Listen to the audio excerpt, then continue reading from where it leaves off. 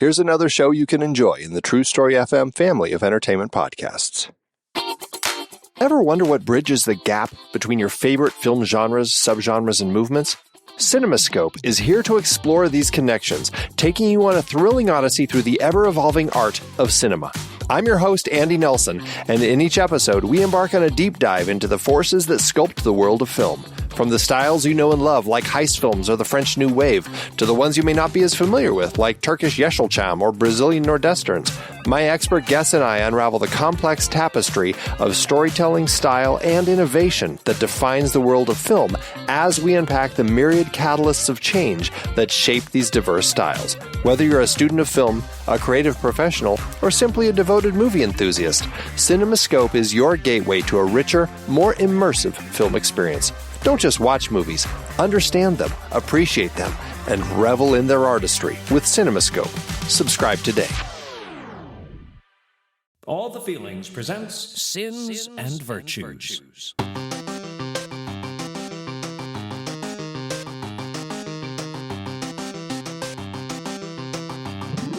This episode...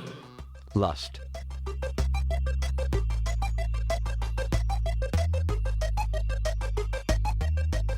Hello, everybody, and welcome to All the Feelings. I am Pete Wright, and right over there is my lusty partner in crime, Tommy Handsome. Oh, my goodness. Well, I never. Eyes batting, fainting couch at the ready.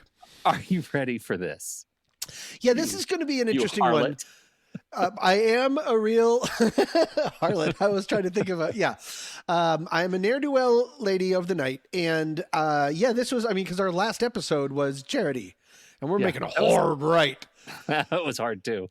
This is a hard right to lust. We probably right up at the top of the bat. This is a family-friendly podcast, but this episode will acknowledge the invention of intercourse. What's the best way to say it? Just know that, we're not going to be, telling rated R stories, I don't believe, but the podcast is young. We'll see where we go.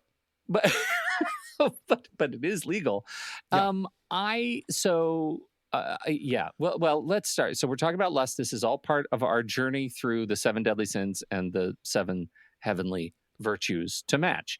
And I don't know. I feel like it's so funny to me as I was thinking about, this topic that we haven't gotten here sooner after so many seasons of anxieties. Is neither one of us anxious about sexuality at all? Are we just so chill? I woke up and I tripped over my own testosterone this morning. That's how alpha I am. I'm alpha and sigma. You're particularly jacked today. That's what I was noticing. I'm very jacked. I'm the Rizzler, as the kids say. Full Riz, no cap. No, I feel very nervous about this. Always have, always will. America. Mm-hmm. And so I'm interested in getting into it. Before we continue, should we talk about what it is? We should talk about what it is. Let me introduce my dear friend, Robotron. Lust.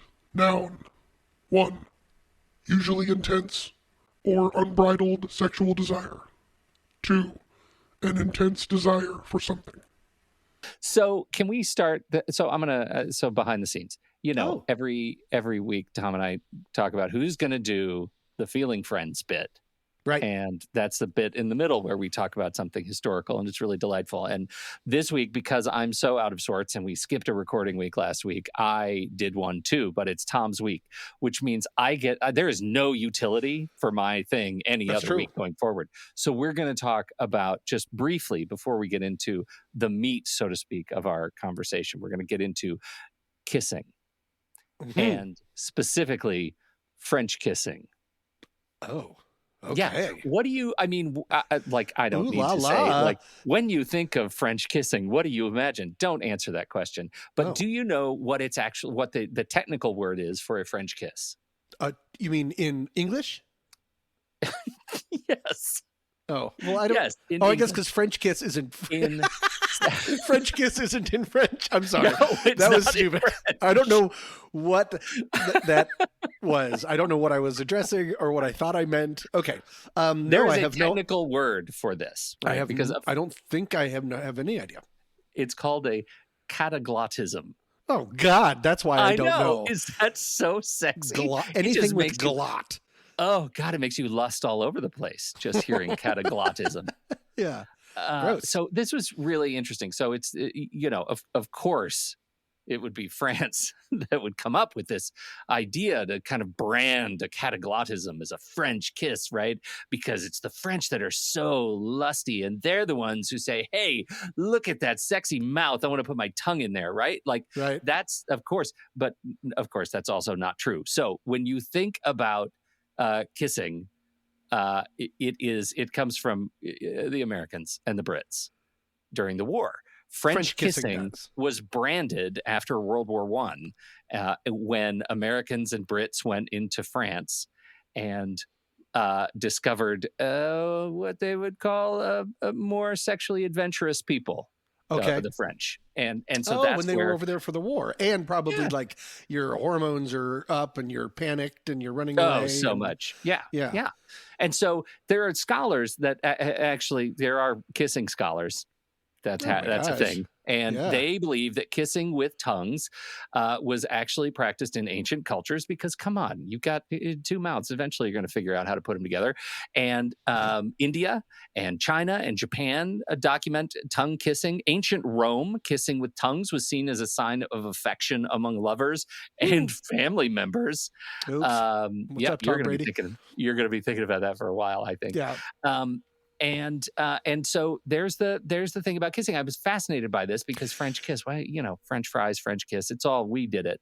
It's interesting that it never occurred to me to think about, I've just taken French kiss as like, almost like it might as well be one word. Like I never broke it down and was like, where did it come from? It sounds like everyone was French kissing except for England and America. Who were French kissing the French people. But because we got to... Yeah. So we weren't doing it. We wrote the history, so we blame it on. So we blame it on. You know what? Weird. They can have it. It's really it's a title of honor. Good for them. They figured out something great. Sure. What was interesting to me is that there are some real. This is my American / French kissing bias. I like to kiss. I really do. I'm a real kisser. You're really going out on a limb. You're the one? No, I do too. Kissing is great if the person knows how to do it. And by that I mean not like there's like tongue acrobatics. It's actually the opposite. I always talk about, and it's probably not my idea, but I always talk about that good kissers are good writers, in that kissing well is like making a sentence. There's a beginning and a middle and an end, and the worst kissers are people that use run-on sentences. Where it's just one tongue round and around and around and around and around. You need to like have pressure points and stuff. And you need to get more passionate than less passionate. You're telling a whole You should not just structure kiss the alphabet, is what you're saying. I'm sure I heard that somewhere. Correct. But I know what you're referencing, Sam Kinison. So before we went to France, were we just like, mwah, mwah, mwah? How do you kiss when it's not French kissing? Was it just like weirdos? We were very prudish, and eventually we figured out, hey, it can get more popular and more fun than that. But it's also this cultural thing. Like, so when you look at the variety of different cultures' appreciation of kissing, for example, like in spite of the Kama Sutra, right? India's legacy of kissing is that you don't kiss in public. You're only permitted to kiss after marriage. Ooh. And then all the Kama Sutra hijinks kick in, I guess. I don't know, but it feels very much. So it goes from 0 to 100. To 100, yeah, right. Yeah. Japanese people culturally, apparently, kissing it's a big kissing culture, but kissing is directly tied to sexual foreplay. So they don't kiss in public because that means they're going to start having sex. Is the idea. So it's just like it's not just an endearment. No, or a hello, goodbye. Right. It's a go for it. Right. On the other hand, the Germans and Austrians have embraced a much more public kissing culture. In fact, they are measured as having the longest average kisses measured in seconds, of an average of 12 seconds.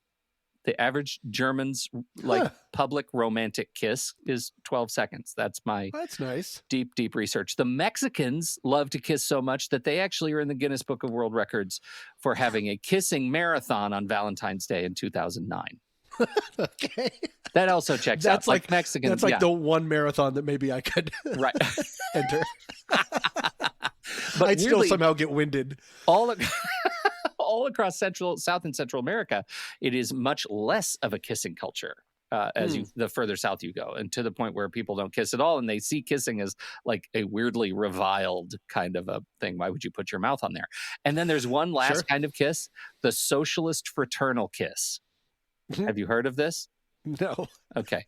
This kiss was exchanged between leaders of communist countries during the Cold War, and it involved a series of 3 kisses on alternate cheeks, and in some cases, when ideological connection ran particularly deep, those kisses went straight for the mouth. So you'd get like Brezhnev and Marx kissing. I don't know if they ever kissed. On the mouth, because the kiss on the cheek is very well known. That's very well known. But this was mouth kisses, the socialist fraternal kiss, and it was a demonstration of ideological lock. Like this is how close we are as countries and nations. Would it interest you to know, we're not doing it yet, but My Feeling Friends also involves politics? Outstanding. God, what a good teaser. What a Look good at teaser. us. We are like the French kiss of podcasters. Like we're so far apart, but we might as well be. But we might as well, yeah. We might as well be up in each other's grills. What do you know when you think about lust, our topic today? What do you think about? Like how does it hit you? How do you feel when you think about lust? It has a negative it has a sexy connotation and a negative connotation. Okay. Let's talk about the negative one first. The negative one, I guess, because it seems like you're at the edge of losing control of yourself, potentially. That lust is different than being attracted to someone or someone being easy on the eyes. Like lusting is like, it feels lecherous. And then it also feels very self-serving.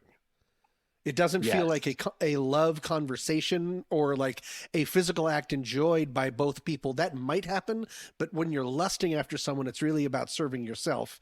This is based on nothing and me just talking off the top of my head, but that's the kind of thing that I think of. It's very one-directional about self. Yeah. And I bet it comes from, based on our other 2 segments so far, I bet it's a sin because you're supposed to only lust after God. Well, it's taking away your fervence for God and putting it somewhere else. That seems to be the pattern we've had so far. Yeah, for sure. We don't necessarily need to perseverate on that particular angle of the church, because you're exactly right. I mean, it is it's a sin because it takes away from spiritual purity and attention to the church. But what's really interesting about lust in particular is its association as original sin. And it's deeply gendered interpretation over centuries and centuries and centuries, right? Because it is, when you look at the first sort of interpretations of lust and original sin, it's because of Adam and Eve. Were thrown out of the Garden of Eden because Eve was inciting lustful feelings in Adam and tempting, right? The Garden of Temptation. Wait a minute. Is that right? Where does lust come in? Because they got shamed because all of a sudden they realized that they were naked. Yeah. Is it saying that would lead to lust? I don't remember lust. I mean, she tempted him into eating the apple, and all of a sudden they're like, oops, we need to go to H&M.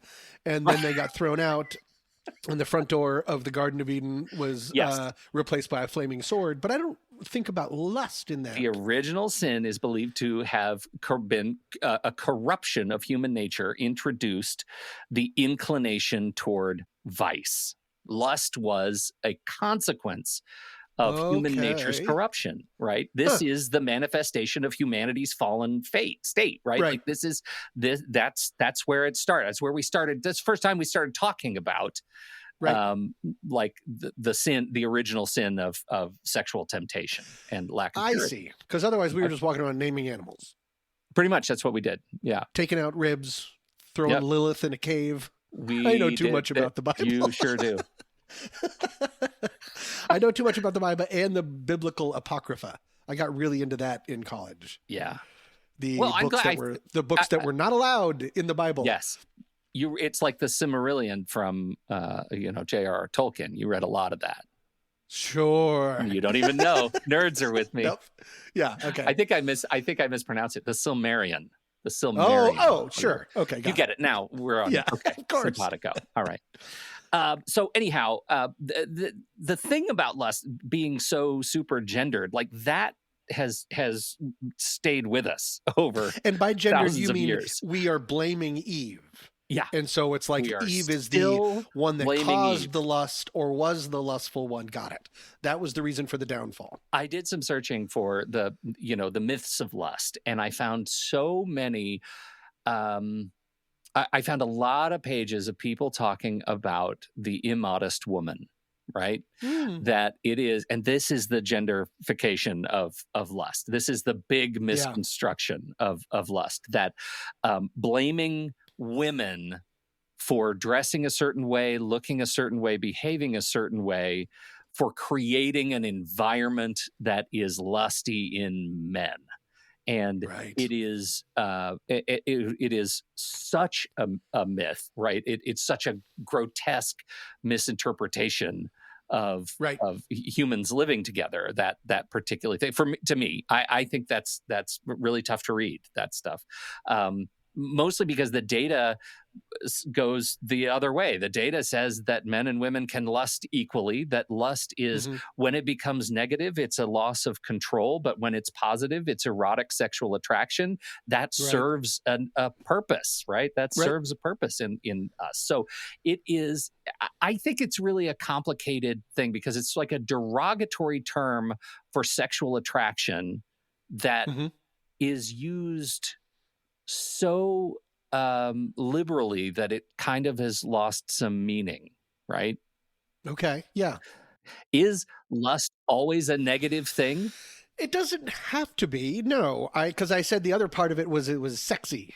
Yeah. A sexy connotation and a negative connotation. The sexy connotation is like, I'm doing something with my shoulders. You sure are. That the listeners, like, I'm trying to do like a, hubba, hubba. I don't know. Do people see? Boy, it's all sexy sound effects. Auga. Auga. Hubba, hubba, hubba, hubba, 7 USA. I mean, there is, I guess if we're just talking about, no, it is always because even if you like lust after money or lust after power, I'm having trouble finding the positive connotation. No. That the lust, it seems like it's putting yourself or your own either pleasure or self-worth or something over other people. There's something that's it. There's something dehumanizing about lusting.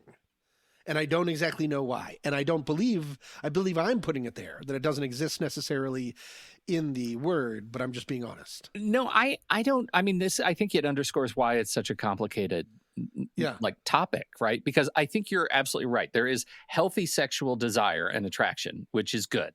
Like, we like that. We support sexual attraction. And then there's obsession, unhealthy obsession with a thing. And that could be, like you mentioned it, a lust for money, a lust for food, a lust for, when lust becomes shorthand for a loss of control in our desire for a thing, that I think makes sense. That becomes like the maladaptive behavior.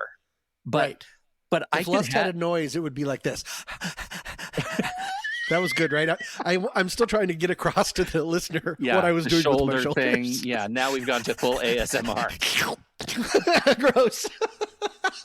I wish I hadn't done that slurp noise. What's the opposite of ASMR? That was the worst. Sorry. So I don't even remember what that slurp got us to. Well, we're talking about, you said the lack of control. Yeah, lack of control, loss of control. That's the maladaptive or Yeah. the whatever cool word for being out of Behavior. control. But are you Right. saying that we don't need to keep putting all of this negative connotation, that there is a positive part to it? Maybe not. Like, okay, so I look at my own relationship, right? Mhm. I think lust is an important part of a healthy sexual relationship. And I think the idea of lusting after my long-term partner is awesome. And Yep.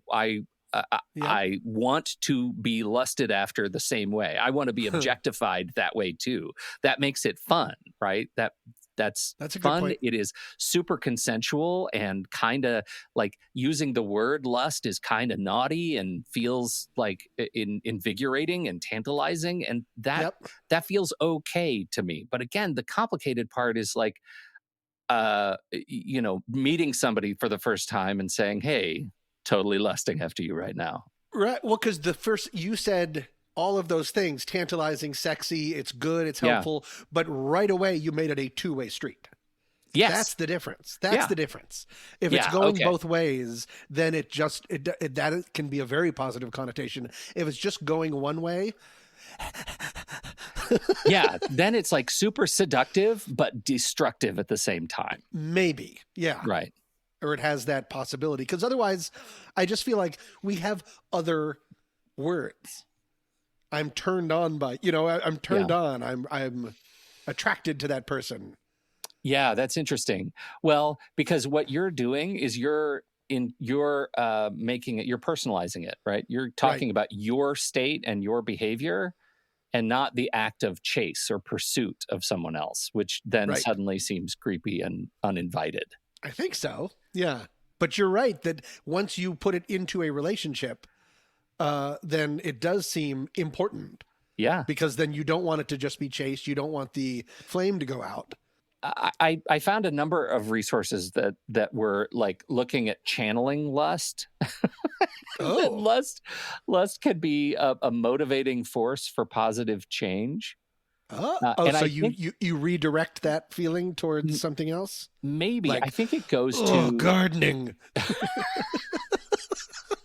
Oh, crafts. Time Arts and for a- crafts. a hoedown. I I feel like that maybe what they're talking about in this case. Yeah. It was just like looking at a redirection of energy and passion around things, around like goals, objects, charity, whatever it is.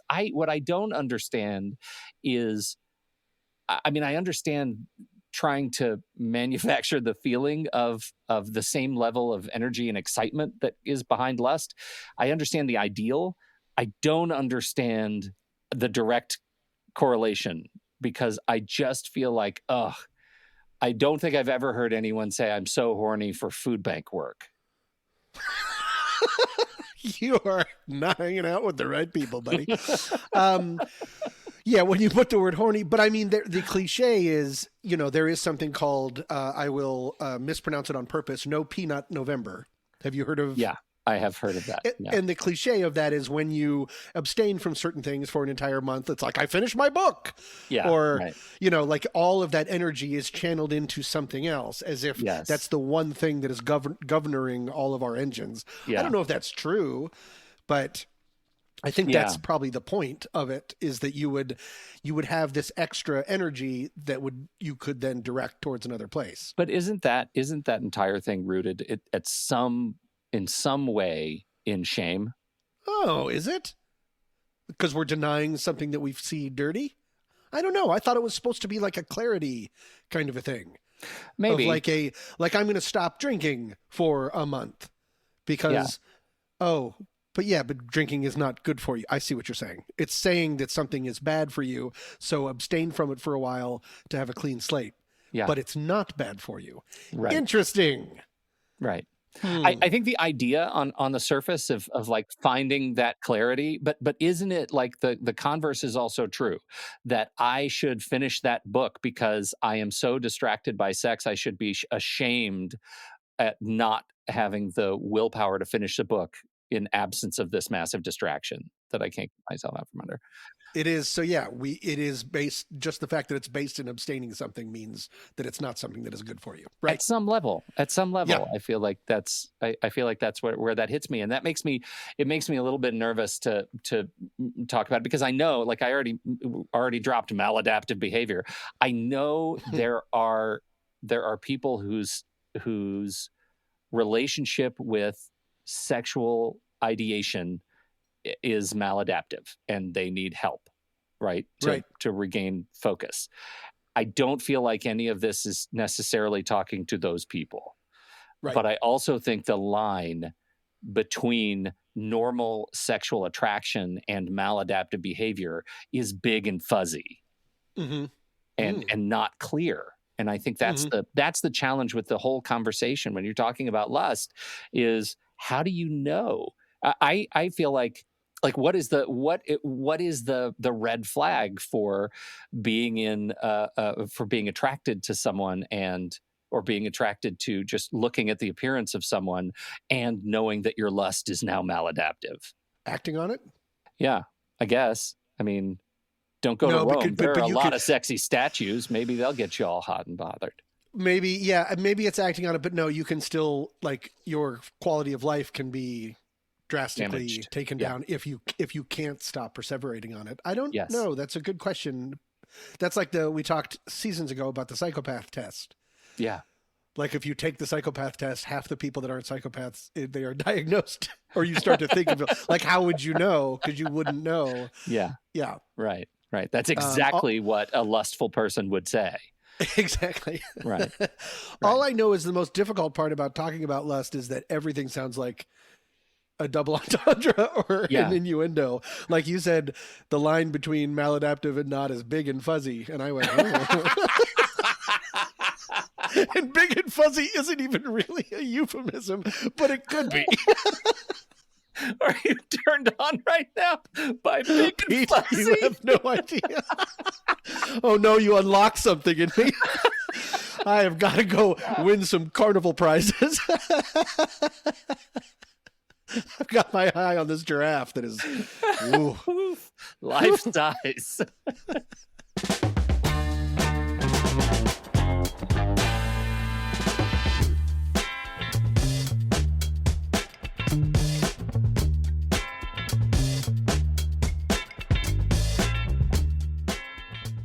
Lust, especially in the carnal nature of things, can be found everywhere. Advertising, movies, television. And lust can, of course, be found in the history of politics. Many prominent political figures throughout American history have been exposed for lustful actions. Alexander Hamilton, John F. Kennedy, Bill Clinton, Donald Trump, just to name a few. But what makes lust in politics interesting in a different way is not lust itself, but the worry of lust. The not actually partaking of, and not the defending of past transgressions, but just the thinking about the thinking, and how dangerous that apparently might be. One would say that for some political figures, the idea of lust led to the pre-shutting down of lust. The, if you will, anti-lust. For example, in 1976, then presidential candidate Jimmy Carter, a notably religious man, decided to sit down for a lengthy interview with Playboy magazine. During this dubious choice, he nearly torpedoed his campaign by proclaiming that, quote, "I've looked on a lot of women with lust. I have committed adultery in my heart many times," end quote. Again, not acting on lust, but confessing of its existence. It may seem like a small thing now in current politics, but trust me, it was all anyone could talk about, and it almost cost him the election. Or how about in 2002, when Attorney General John Ashcroft had the Justice Department spend $8,000 to buy large blue curtains to cover up the Spirit of Justice statue in the Great Hall, because the 1930s Art Deco aluminum statue depicting a blindfolded Lady of Justice holding her scales and sword had a bare breast showing. A 72-year-old aluminum boob was just too tempting to let exist unconcealed. And former Vice President Mike Pence, during his largely unremarkable time in office, it came out that he would never eat alone with a woman unless his wife was present. That may seem just overly chaste at first look, but is also severely bends, if not breaks, Title VII of the Civil Rights Act of 1964. Look it up if you don't believe me. And the list goes on and on. Politicians twisting themselves into pious pretzels lest lust lead them astray for even a moment. Did I bring these examples up because they offer an oft overlooked aspect of our relationship with lust? Maybe. Or did I just want to remind us all how incredibly weird politicians can be when they are virtue signaling? We'll never know. But while we're on this sexy subject, maybe we can tempt you into becoming a feeling friend today. For the pornographically low price of $35, you can get early access to episodes, member-only content with each episode, exclusive live streams where you can see when all these words come out of our dumb faces for the first time, access to watching how long it's taken me to do this entire segment, special member-only bonus episode sticker, and a What's That Smell ATF bingo card that you can play along with every episode. And most importantly, you help Attorney General Pete and I continue to make this show we love to do. It is not free to make, so if you like what you hear, take your wife with you over to allthefeelings.fun and become a feeling friend today. Instead of committing adultery in your heart, you'll be committing charity with your wallet. Now, back to the show.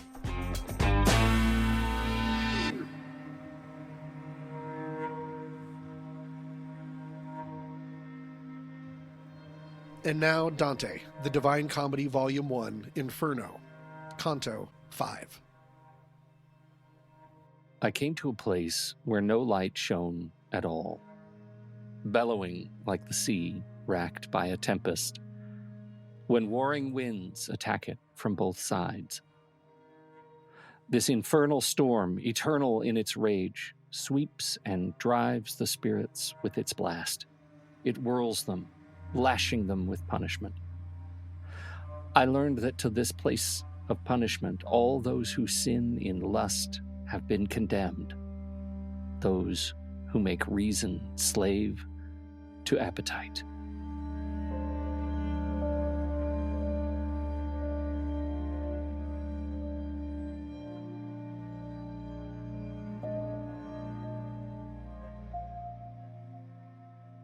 Pete! Pete. I don't know if you know this about me. Did you know that I'm a red-blooded male? Red-blooded male over here. Yeah. Alert. Eating steak, spinning into spittoons. I've done all of it. But as a red-blooded male, I've also felt lust in my heart as much as anyone. We just had a whole big talk about it. I know, gasp. I know, sinner. And by lust, I mean the bow chicka bow bow kind. But for dating, especially post-college, I've always made sure not to lead anyone on or pretend I felt more than I felt for lustful reasons, even though as an adult, you're allowed to do that. Hookups are fine as long as both parties are on the same page, except Pete. Once, a while back, I acted differently than I normally would, and some would say I was rightfully punished for it. And as you'll learn, maybe the entire world was punished for it.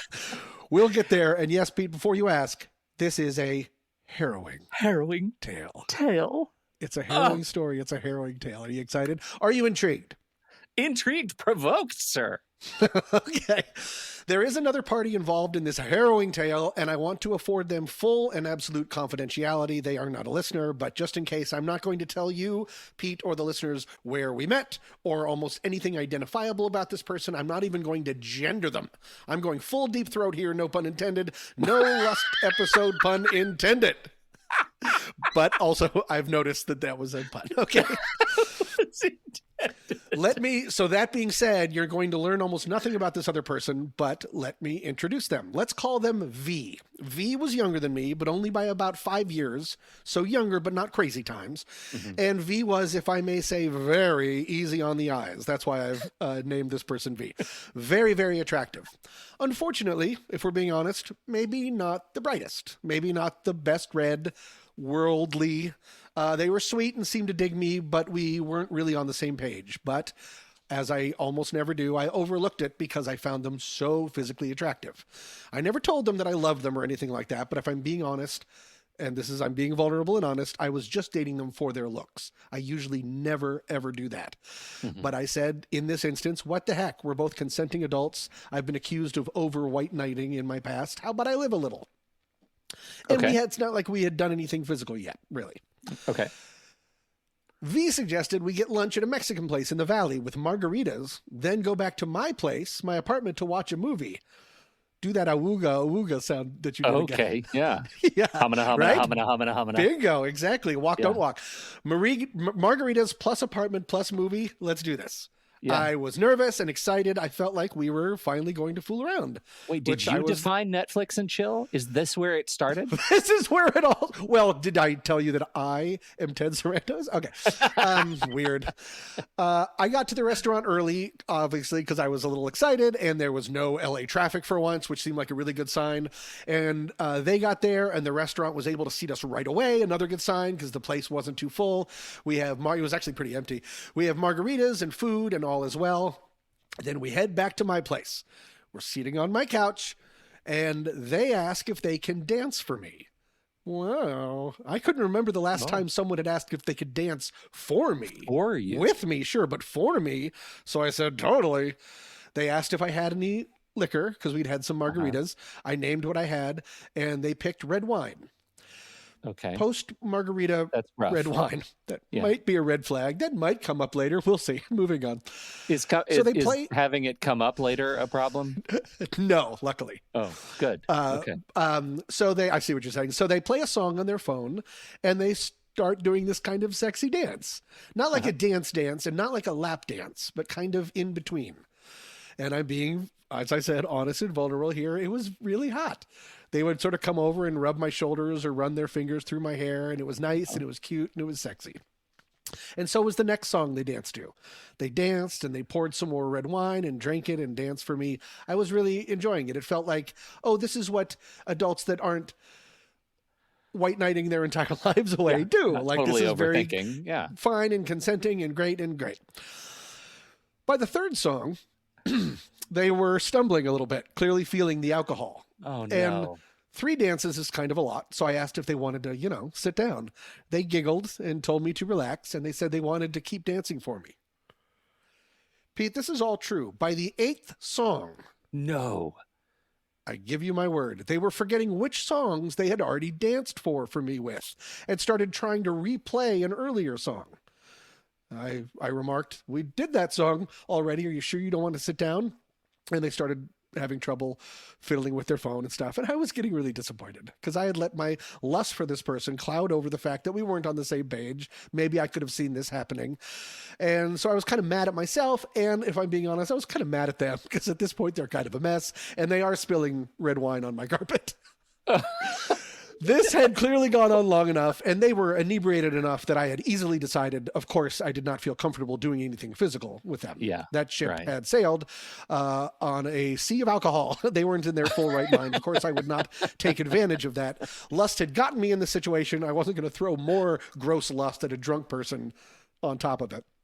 So, as nicely as I can, I shut down the music and said it was probably time to go, and could I call them an Uber? We had both driven separately to my place from the restaurant. They said no, insisting they were fine to drive. Nope, that's not happening. You can't hold this glass. You're not doing that.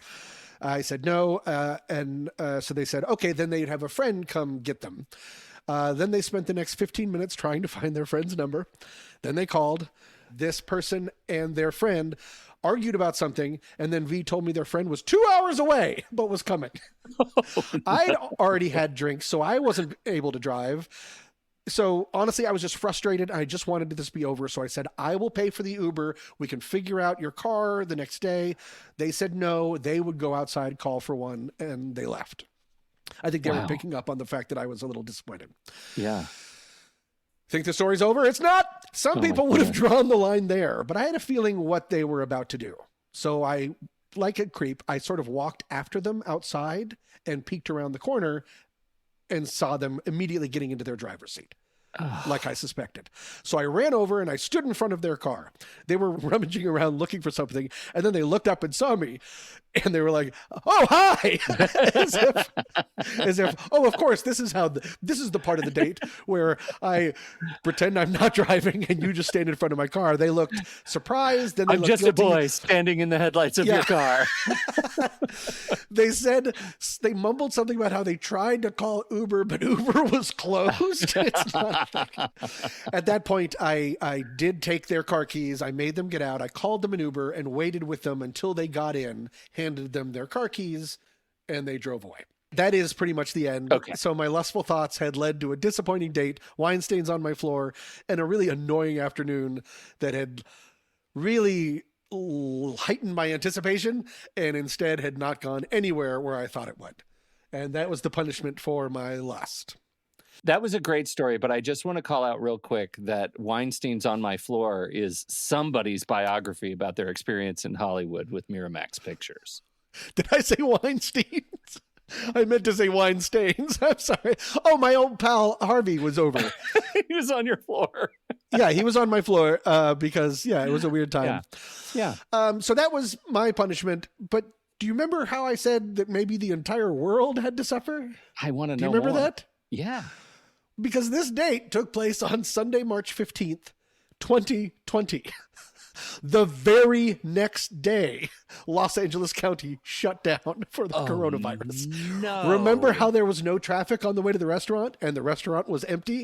It's because people were watching the news and not getting day drunk. Everyone but me knew that the world was coming to an end. And I was like, maybe after song 7, things might change. So I think that's my lust, even though I didn't do anything lustful like take advantage of a drunk person, my lustful ignorance in treating this person like a plaything and just dating them through their looks shut down the world. Tom, it's your fault. It is my fault. On the good side, I didn't have to worry about another date.